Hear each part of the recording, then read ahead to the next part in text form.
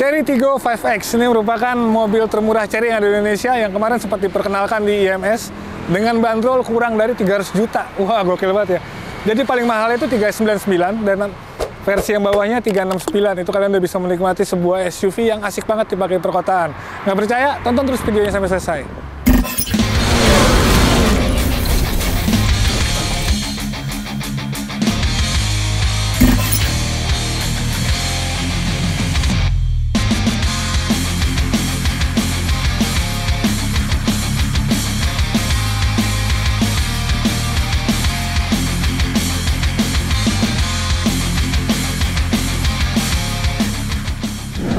Nah, kita lihat bagian depan ya. Ini tuh sebenarnya lucu banget, menggemaskan karena dia SUV tapi pendek gitu.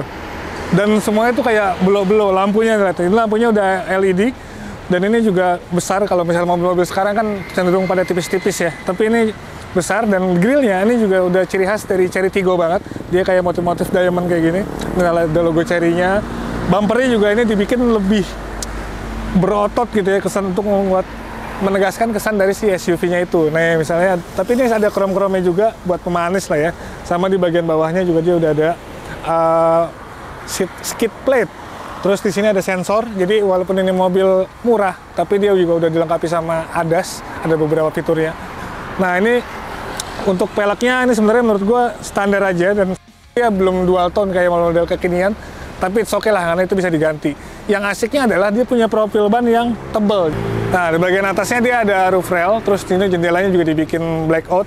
Udah gitu, ini ada list chrome, panjang banget gitu ya.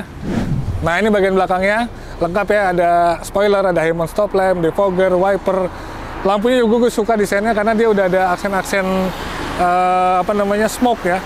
Terus di sini ada chrome, ada logo Chery-nya. Dan kita lihat bagasinya sebesar apa sih untuk mobil sekompak ini ya. Nah, ternyata bagasinya cukup lumayan lega dan lantainya juga dia nggak terlalu dalam. Jadi enak nih buat ngangkat-ngangkat barang tuh, jadi nggak terlalu ribet ya.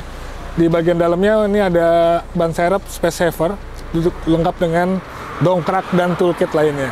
Oke, kita coba masuk ke dalam kabin yuk. Nah, ini bagian dalamnya nih. Ini cukup lumayan, ini juga mirip sama Tiggo-Tiggo lainnya ya. Cuma memang secara dimensi pastinya lebih kecil. Mulai dari setirnya yang udah dibalut kulit, karena kirinya ada tombol-tombol. MID-nya juga cukup interaktif menurut gua, jadi dia juga bukan kayak kalkulator lah, udah cukup ini. Di sini ada buat pengoperasian fitur-fitur, terus ini juga layar yang sebenarnya juga udah cukup lumayan lengkap lah dan sesuai sama kebutuhan mobil-mobil kekinian. Udah gitu, di sini juga dia ada empuk-empuk, dua warna, ada aksen merahnya nih gue suka dan nggak norak gitu ya, ada jahitan-jahitannya juga. Konsol tengahnya juga ini cukup modern dan futuristis lah, jadi buat panel AC-nya walaupun belum pakai fisik, tapi walaupun udah nggak pakai fisik tapi tetap kelihatan enak lah. Ini tuasnya, di sini ada rem parkirnya, ada elektrik, juga ada auto hold, ini tempat penyimpanan. Terus ya sayangnya walaupun joknya udah kulit dan enak didudukin ya, tapi dia pengaturan itu masih manual ya, jadi belum elektrik. Wajar lah, namanya juga mobil kelas entry level. Dan yang nggak kalah oke itu di atasnya udah ada sunroof. Jadi secara gimmick mobil ini cukup oke.